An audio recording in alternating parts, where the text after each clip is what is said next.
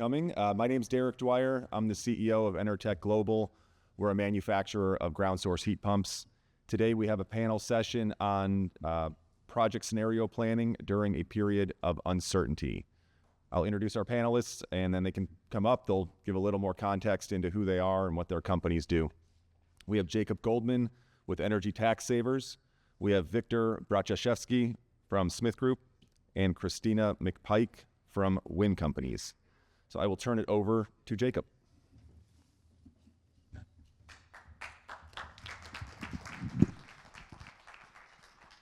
I got to come down here to the people. Let's hear it for tax credits. Come on. Woo. Let's hear it for elective pay. Let's hear it for modified accelerated cost system accelerated depreciation. That's makers for sure. Okay. Does this thing work? Okay, that's not good. I tried. Got you all fired up and nope. Jeez. I guess I can hit it for you. Okay, next. Yeah, okay. Okay, we're going to talk about a whole bunch of tax incentives, but probably the most important thing is this QR code. You'll get a copy of these slides, but in addition, you'll get my full presentation after these slides. So you'll get about 60 pages of content. It includes things like contract language, sample contract language that you might need. So take a shot at that QR code. It'll auto-generate an email. You hit send, and within 5 minutes, you'll get slides. We're going to talk a little bit about elective pay, but then we're going to talk about your favorite thing, my favorite thing, tax depreciation. That's something that they're not going to touch, or they may even improve. So we're going to talk about tax depreciation. We're going to find out, we know the sky is not falling, but what do you do if the sky is falling? We're going to talk about those things as well. So last chance to get that QR code, and we're going to move right on. Go ahead. Successes. We have seen checks. There are checks flowing. We've seen tens of millions of dollars of checks flowing. If we had this presentation in October, we didn't receive a single check. But after October, starting in November, almost every week we're seeing checks. The new administration came in. Guess what? We're still seeing checks. We're still seeing pre-filing registration. We're seeing all those items. They're still happening. We're getting numbers. We're getting checks. So the incentive is still out there. It's still available. That's the key here. Let's go. This is important, or it could be important. Ground source incentives. The ground source incentives, the tax credits, with the bonuses, those are in Section 48. All other technologies starting this year moved over to Section 48E. These are two separate incentives in the IRA, Section 48 and Section 48E, okay? That could become important. I don't know, but it might come important. On our last slide, we'll talk about why that might come important. But there's tax incentives for ground source. And the interesting part, by the way, what's the first one listed on 48E? Thermal energy storage system. Ground source is an eligible thermal energy storage system. So ground source has 1 foot in Section 48, but it also has a foot in 48E. It has a choice. 48E is not as good as 48 because certain things don't qualify, like the distribution system don't qualify in 48E. But it is important to know that ground source systems are both get some sort of incentive in Section 48, and they also could potentially get an incentive in 48E, even though it's slightly not as good as the incentive that's in 48. Okay, so it has a foot in both doors because it's also a thermal energy system. Next slide. Let's talk about elective pay. We've had a lot of success with elective pay. You do have to pre-register. Pre-registration happens after the project is placed in service. We get calls every day. I want to lock in my registration. Can I do it once I get the contract on the job? Unfortunately, you can only lock in your pre-registration after your project is placed in service. So pre-registration occurs after the project's placed in service. There's no way to get your registration number before you place your project in service for an elective pay. The credits, as you saw, go from 6 to 70%. They're available for all different technologies, including 48 and 48E. There are some haircuts. So if you're a state or local government or a not-for-profit project and you want to get this elective pay, You might be subject to some haircuts. What do I mean by haircuts? Your incentive, let's say it was a 30% incentive, it might be dropped down to a 25.5% incentive. It might be dropped down to a 21% incentive. It depends on which haircuts.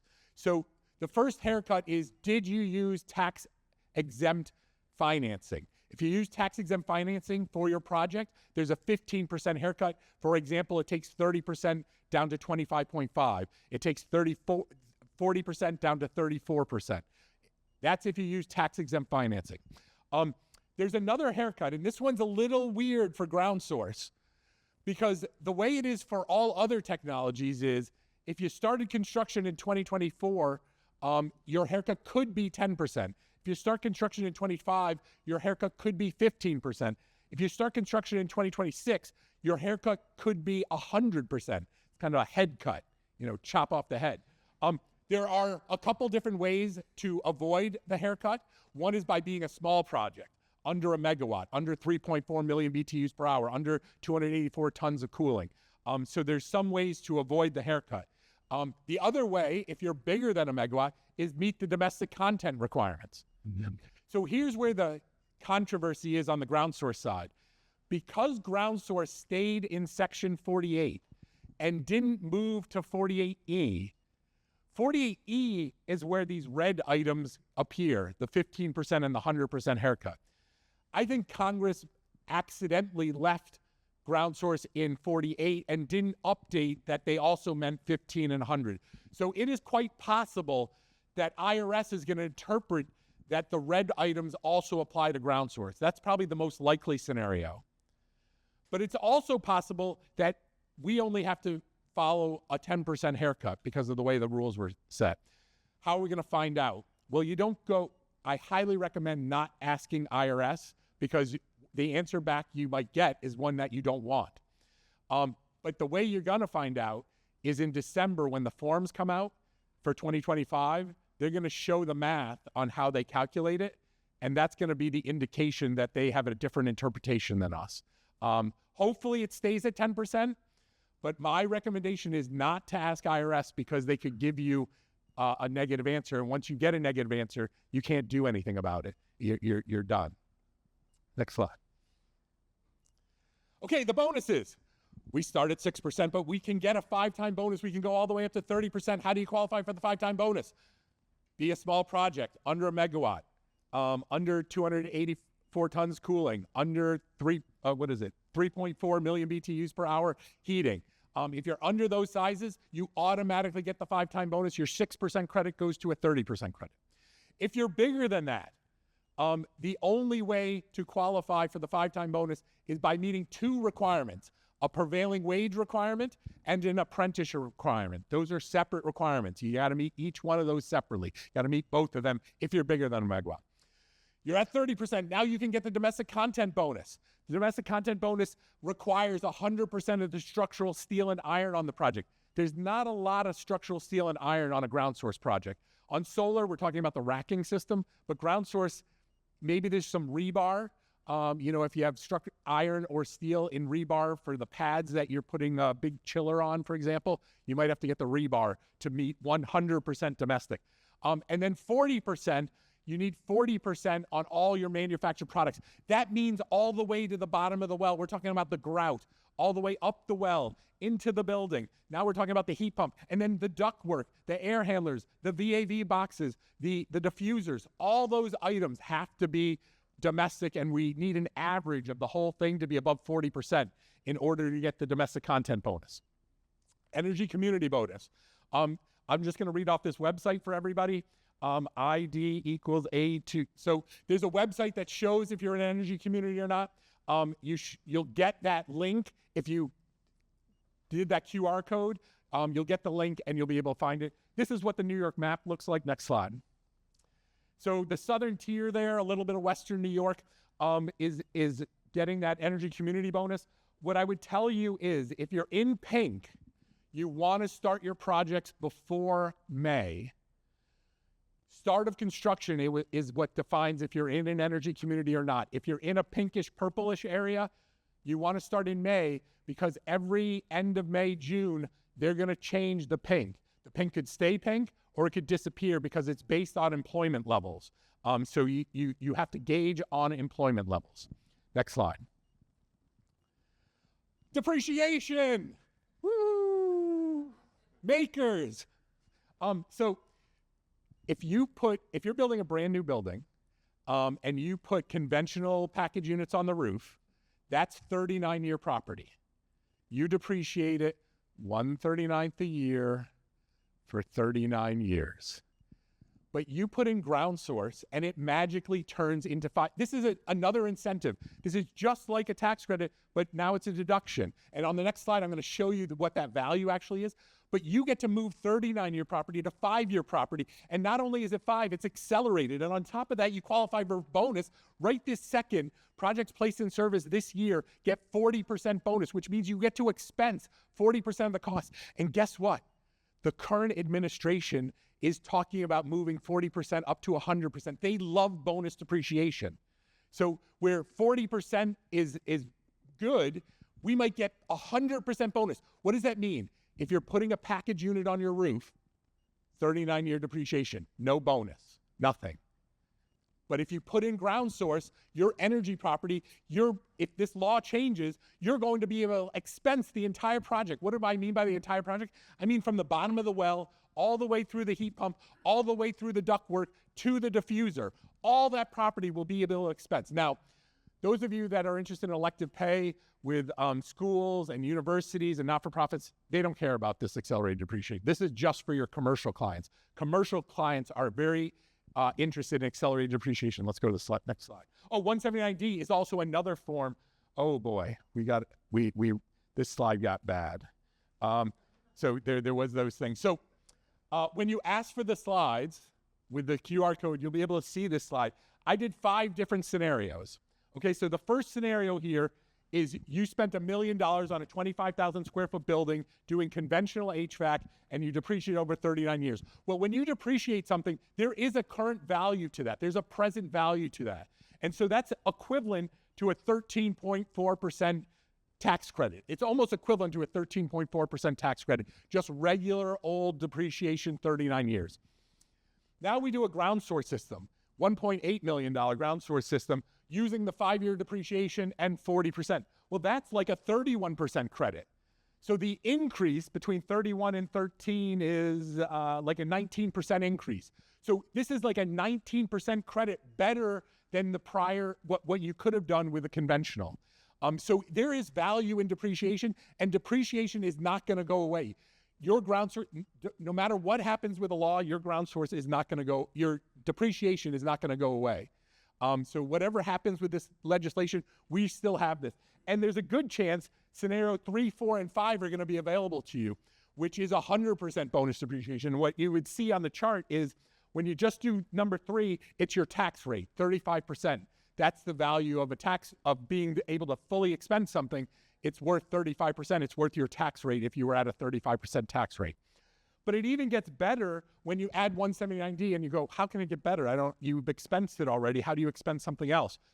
The way you expense something else with 179D is that the ground source qualifies your project, your building, for the 179D tax incentive because it's so energy efficient.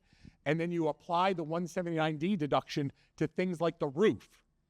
So your ground source will cause the roof to be able to qualify for 179D. So I can't remember what the numbers were, but it's somewhere in the 40%. It's the equivalent of a 40% credit when you add 179D with ground source. And if the IRA stays around, which we think it will, it's both. You get both of these things. So very valuable accelerated depreciation, that modified accelerated cost reduction system, makers, that's very valuable for your projects. Last slide. This didn't do so good either. So what's the possibilities? You know, everybody's talking about, well, the IRA might get canceled, or the IRA this, or IRA might get that. So I don't have any inside knowledge. I don't talk to any Congress people. I have no inside knowledge. What I do have is I can read the tea leaves, and in addition to that, I have experience for other legislation that was canceled in the past, other different types of legislation that were canceled. So I don't know what's going to happen with this legislation, but we do think that the most likely scenario is no change. And what's interesting here is I made the chart, section 48 and section 48E. There is no requirement that they eliminate both of those. There's no requirement that they could do no change on one and major changes on the other. So those options are available to you. So it doesn't have to be IRA, all of it out the door. It could be a scalpel instead of a hatchet. So section 48 could be no change. Another thing, possibly, they have to, what do they have to do? They have to raise money. They have to raise money because they want to pay for all this other stuff. So one way to raise money is take a 10-year program and make it a 5-year program, make it a 4-year program, make it a 6-year program. Anything less than 10, I'm going a little long, I apologize. Anything less than 10 would save them money and help them pay for the incentives. So after no change, we could have a shortening of the program. When these laws tend to change, so let's say they're going to get rid of the law. When they get rid of laws like this, what they usually base it on is start of construction. So what I'm telling you is start your projects.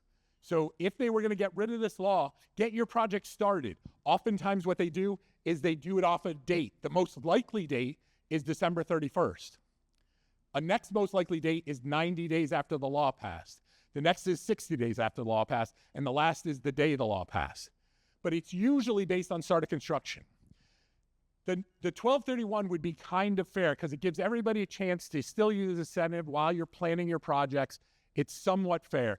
When you get down to the day the law passes, you're starting to be unfair because people have planned things.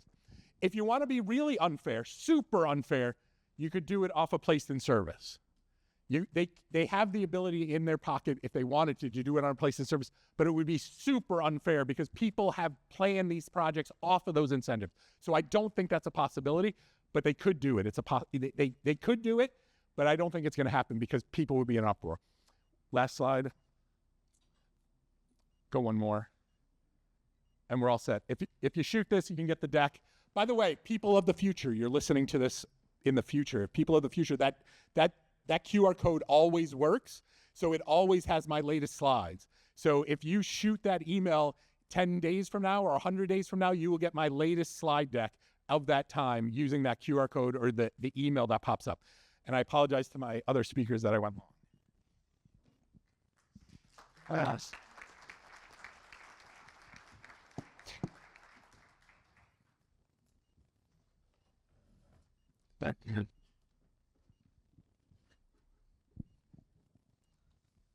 I gotta switch.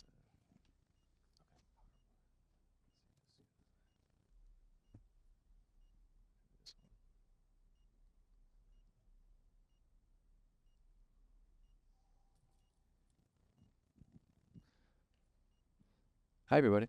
I'm Victor Braciszewski. Thanks for setting the stage, Jacob.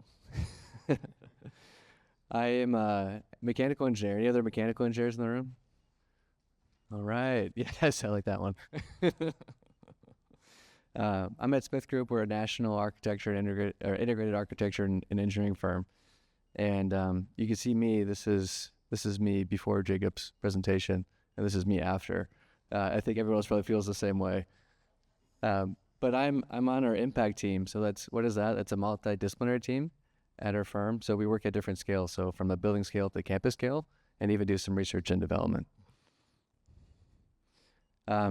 So I think we're all feeling pretty pumped up, but how do we stay pumped about GEO?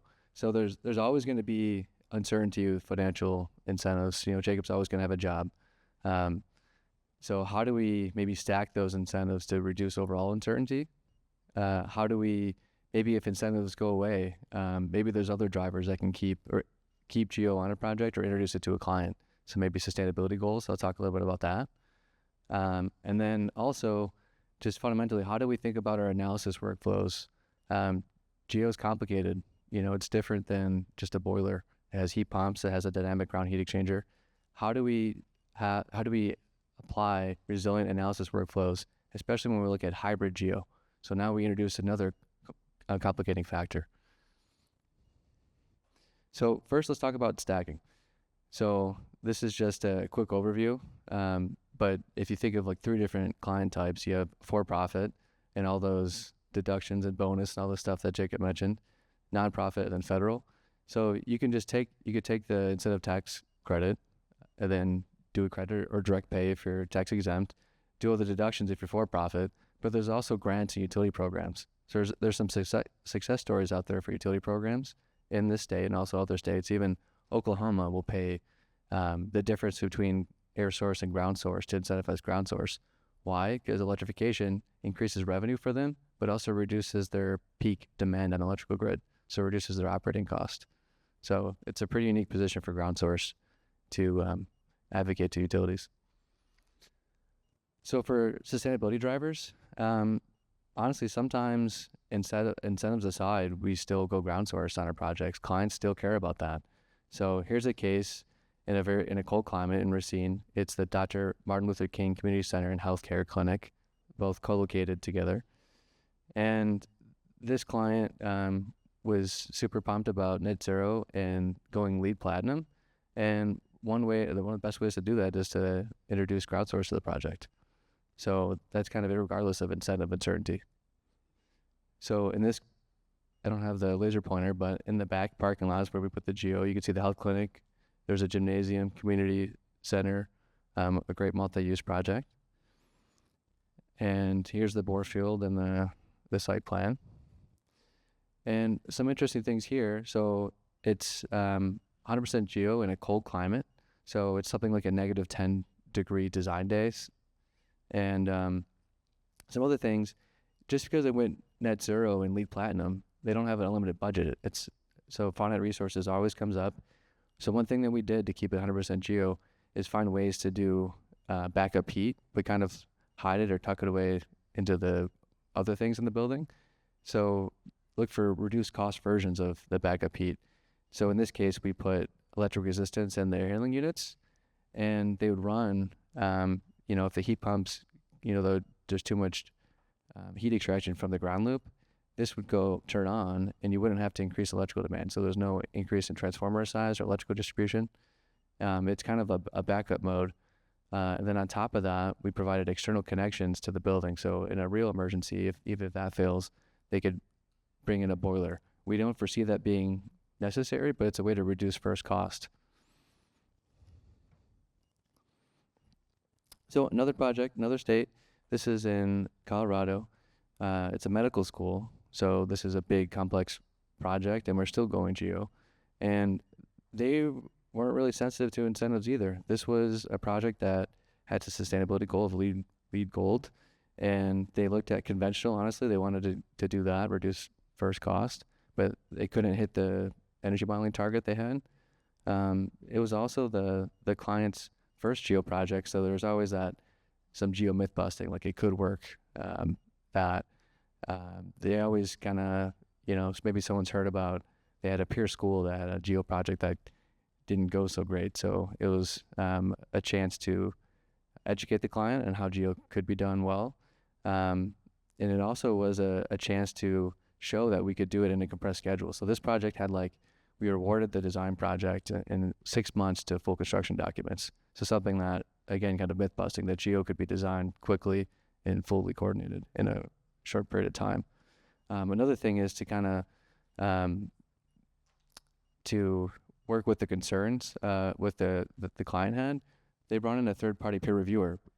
So someone might be like, oh no, but it's actually a chance to build an ally and someone to validate our design and build confidence with the client. So it was actually a great opportunity.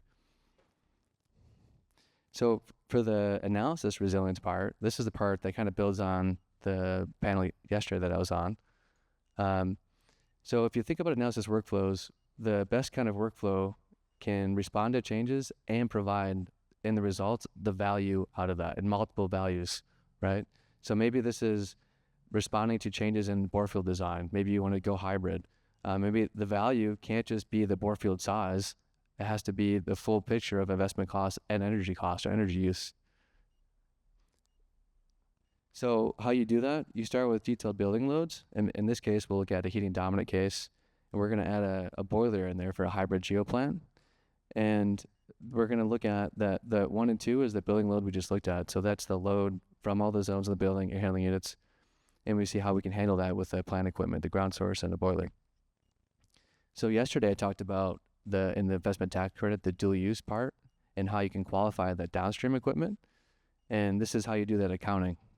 So it's the ratio of the qualified energy from the ground source over the total energy. If you want to learn more, check out those slides later. So how we're going to do this, we're going to build a model. In this case, I'm using Moderator, which again, I talked about that yesterday too, so go check that out if you're interested.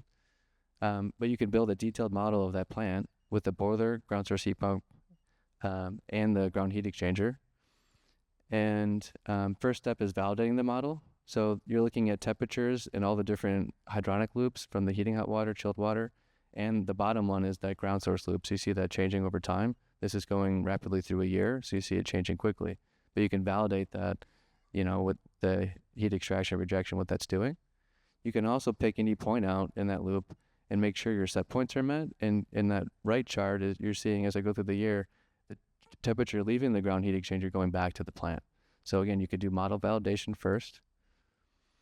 And then you could say in a resilient workflow, you can vary the inputs. So let's take those loads and let's put them through different ground heat exchanger sizes. So in this case, it's 1x, the baseline, 2x, double the drilled length, 4x, 6x, and 8x the drilled length. So let's see how that responds. So the first one is the baseline case, and you could see that it's well outside the spec of typical heat pumps. So you can't send, for most heat pumps can't accept like 140 plus, what you're seeing here in entering water temperature. So that'd be something like extended range premium heat pump. There's only a few heat pumps that could do that. Once you go 2x, you start to get within the typical range, and you can see the rest kind of cluster within that range. So now I've just done a heat pump screening with this tool. You also want other value streams. So that's kind of informing the equipment selection, but you want to look at plant energy use all in the same result, right? From the same model. So I can look at 1x, 2x, 4x, 6x, etc., and see where kind of the diminishing returns occur. So I don't have to overinvest in something. This is in a hybrid approach, you can figure out where the emission returns are and not eke out the last bit of energy savings if you don't need it. The other part is, I mentioned the investment tax credit and accounting for dual use. Well, here you can look at over the year, the percent time that each of these cases uses a boiler or ground source and heating or ground source and cooling. Why is that important? Because if you look at what's qualified for the investment tax credit and how you do that calculation for dual use, you need to be over 50%. So it's interesting that even the 1x case is 80% because you're flexing that ground loop temperature. So while it'd be hard to find a heat pump, if you could, and there's some out there, you could maybe consider doing that, but then you lose an energy saving. So it's always balancing, right? But you could see even at 4 and 6x, I'm almost all the way there of qualifying that equipment.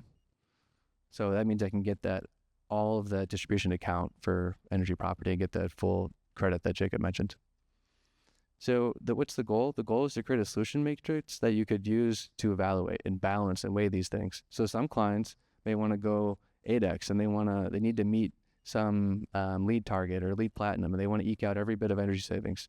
But maybe, the best solutions are somewhere in the 4x or 6x case where you're not drilling as much, you're saving money, you don't need a premium heat pump, and you could qualify almost all of your downstream equipment.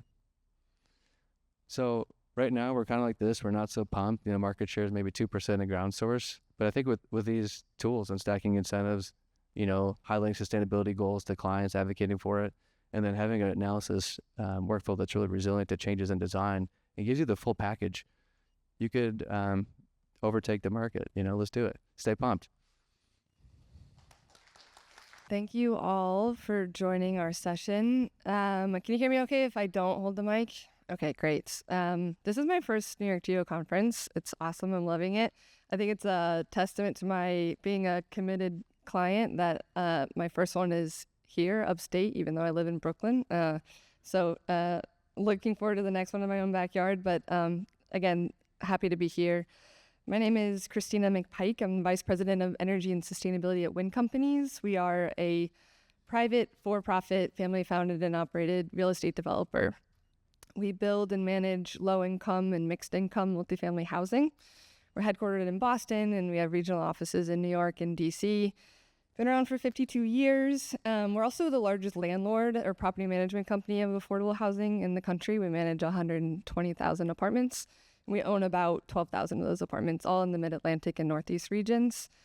And we've had an in-house sustainability department, I like to say before it was cool, for 15 or so years now. And we're five people, and we oversee the very broad umbrella of sustainability for the whole portfolio. That includes sort of advising, we sort of function as an in-house consulting group, advising our acquisition rehabs, ground up new construction, historic adaptive reuse projects on high performance design and construction. We utilize low income housing tax credits to develop our properties. Those tax credits are competitive and scarce. And so over the years, we really branded ourselves and set ourselves apart from our peers and competitors as really being experts in high performance design. That moved on its own, but that's fine. And high performance design. So we're building all electric properties. We're building Passive House certified multifamily buildings. And we were doing that before it was code in Massachusetts. Long history of collaborating closely with NY-GEO, and it made sense that we would try geothermal, but we were kind of late to the party, and we're tiptoeing into it. Historically, in our buildings, which are sort of the 80 to 120 units, 4 to 6 stories, all in cold climates, typically we were using gas boilers. I think 20 years ago, all of our buildings that we built had a 2-pipe fan coil units, a boiler, and a chiller. That evolved as shoulder seasons lengthened or people expected year-round cooling to water source heat pumps with the cooling tower, still have the boiler plants.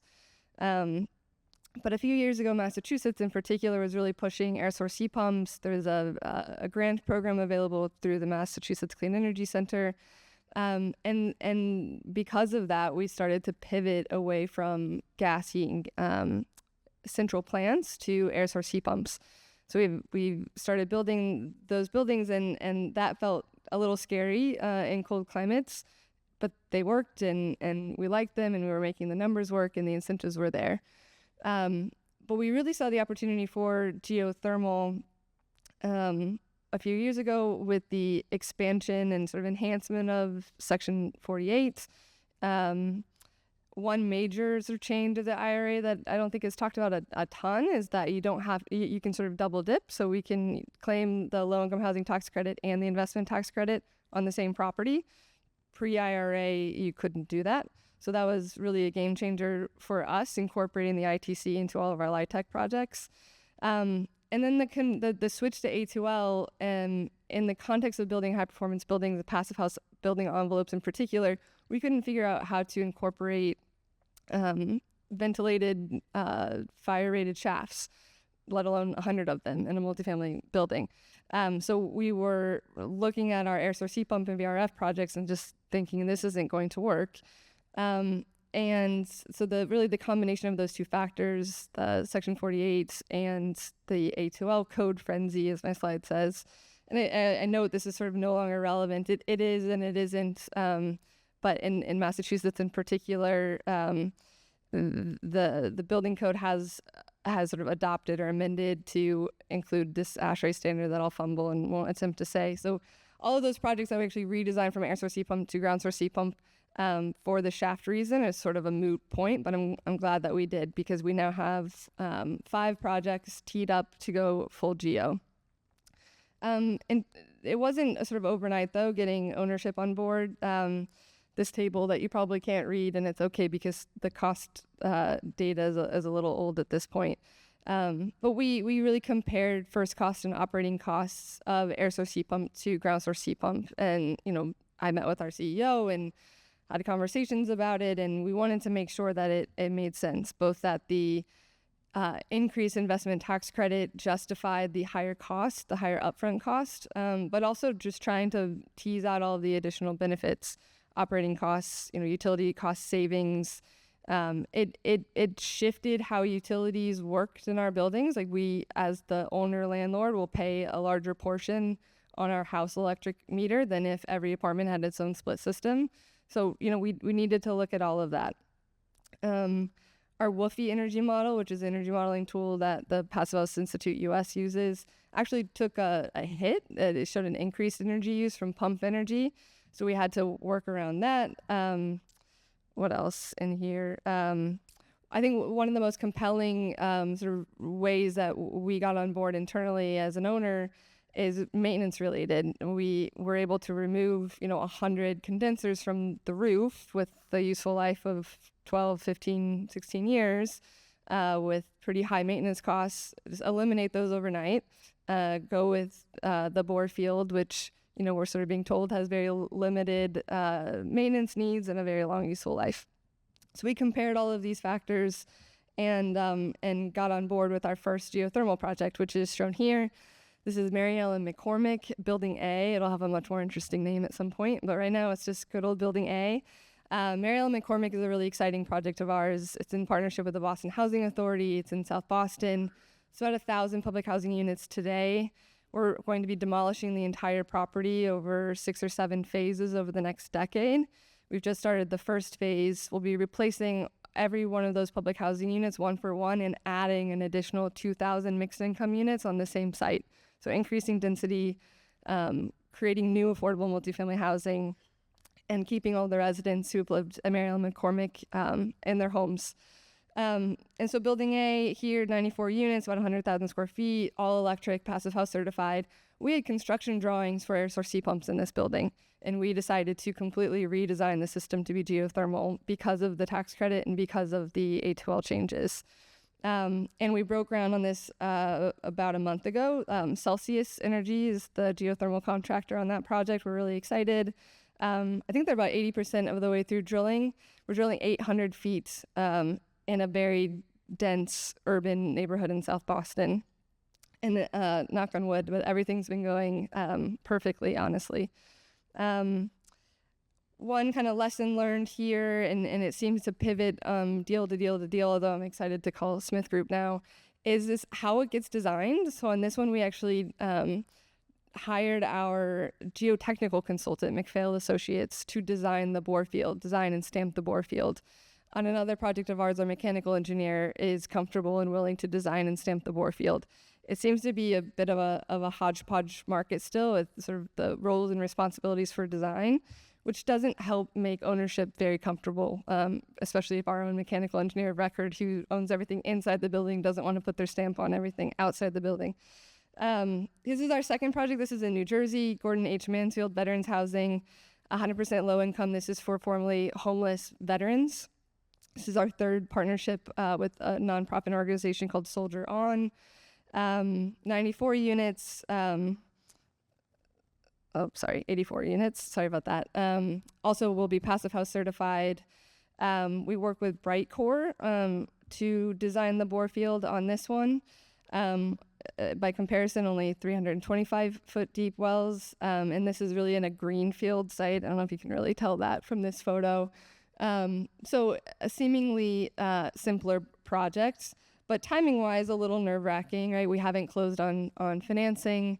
We hope to close in June, which means we'll be well underway with drilling and in this year, which was something that we fast-tracked on the Mariel and McCormick project in Boston, because I think, as the panel has alluded to, it's really important to start construction and demonstrate expenses incurred in 2024, if that's possible. 2024, 2025. Okay, last slide, because we were sort of talking about scenario planning here. I really wanted to touch on some of the items that helped get a building owner and developer like Win on board with geothermal. But I would be dishonest if I didn't say we had some insecurity and are a bit nervous about potential changes to the IRA and the Section 48 tax credit. No, we also build a lot of solar. We have 3 megawatts of solar that we've developed on our own properties, another megawatt underway. We have 3 or 4 category 3 and 4 low-income bonus credit allocations from the Department of Energy. So we're very involved in this space and paying very close attention. But our main objective is to build affordable housing and to really solve the climate crisis. My job is to think about the climate crisis, but ultimately at the end of the day, I do work for housing developers. So we need to make sure that we're building buildings, we're building high quality buildings, and we're building them on budget. And the thought of losing a real source like the ITC, which on our projects is anywhere from $2 to $8 million in the overall capital stack, is nerve-wracking to say the least. So happy to report we're proceeding with Mary Ellen McCormick, we're proceeding with West Deptford. Our 2 other projects listed here, one is in Hyannis, Massachusetts, the other in Malden, Massachusetts. We were at the early schematic design phase, and we're rethinking our options there. We're actually proceeding on sort of dual tracks. We're going to proceed with the geothermal design, but have a backup plan to pivot to air source heat pump, depending on what shakes out in DC this summer and fall. And we are, if possible, actually removing the tax credit as a source from our capital stack altogether and thinking about if that falls through, how will we fill that gap? What other subsidies, what other incentives, what other grants can we pursue to make sure that our projects aren't in jeopardy? And we really do feel confident in the Mass Save program has a robust incentive available for geothermal. That's not going anywhere. NYSERDA's commitment to geothermal through the Clean Heat program isn't going anywhere. And we're seeing similar investments from utilities as well as cities and states across the Mid-Atlantic and New England. So with that, I think we're going to turn it to Q&A. Please state your name and your organization. Thank you. Ron Kamen, Earth Kind Energy Consulting. So thank you all. Great presentations. Jacob, love your optimism. Unfortunately, all I've seen so far has been sledgehammers, no scalpels. So I'm very curious how this is all coming out. I have a client who finished their nonprofit client who finished their project in August, filed in September, was supposed to get a check in October. Every week we call, every week it's delayed, deferred, being reviewed, doing this, it's locked, it's unlocked. Any thoughts or suggestions about the direct pay? And from my perspective, I think at the very least they're slicing direct pay and they're slicing economic development community, the disadvantaged communities. Is that not your opinion? Is this working? Yeah. So I would say of our applications, about 50%, like we had one get their direct pay 17 days after we applied.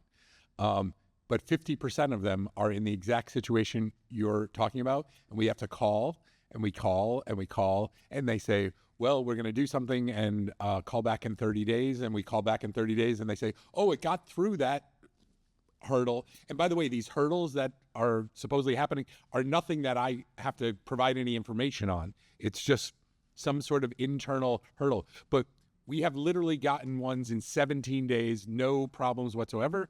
And then on the other side, about 50% of the time, there's these problems. And all we do is keep calling, and eventually they do get the check. So I don't have an answer besides the phone calls. Ryan probably knows the exact stats, but what is there, like a 4-person majority in the House or a 4-person?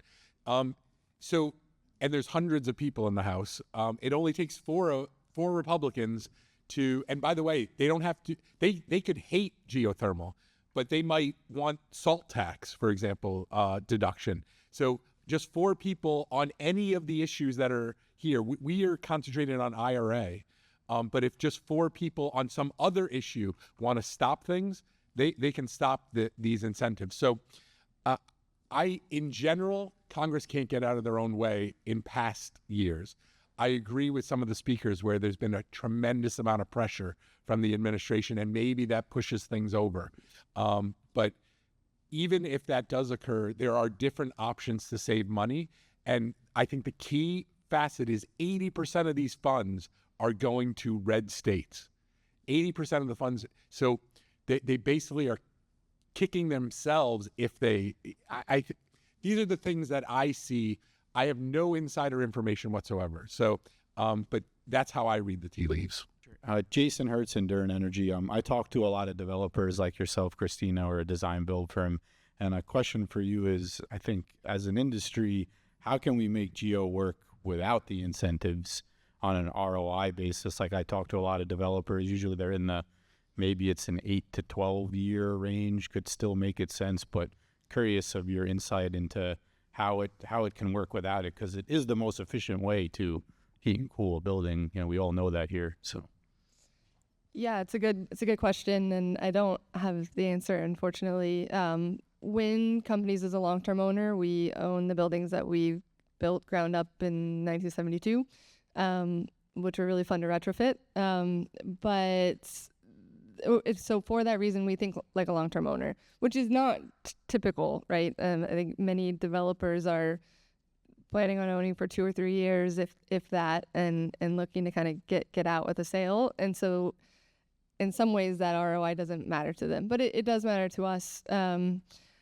My hope and sort of recommendation is to, aside from reducing first costs, which are exorbitant, and I will say the 2 projects that I shared are both union projects, so not a maybe perfect example. But in addition to reducing first costs, we just need to get more projects done. So Win hasn't built one of these yet, and my energy model took a negative impact. So as far as I know, it uses more energy than my air source heat pump project does. And I think we know that that's not true, but I don't have enough data to point to ownership internally to say this is the most efficient way to heat and cool this building. We're spending a ton of money. We're really crushing our heating and cooling demand anyway in our buildings, triple pane windows, R30 exterior walls, and then we're ventilating with energy recovery ventilation. We want the sort of the least amount of heating and cooling loads necessary and the most efficient way of meeting those loads. So yeah, not a great answer, but I'm hoping that we get more competition, we see prices come down, and we do more projects to really prove out the value, especially in larger commercial buildings. I think there's a lot of single-family homes that we can point to, and my team tends to gloss over when they see those as case studies. Sarah Collado with Siemens, kind of an in-the-weeds question for Jacob, but on the MACR's accelerated depreciation, as you know, we're working together with a higher ed that does have a tax burden because they pay tax on their endowment.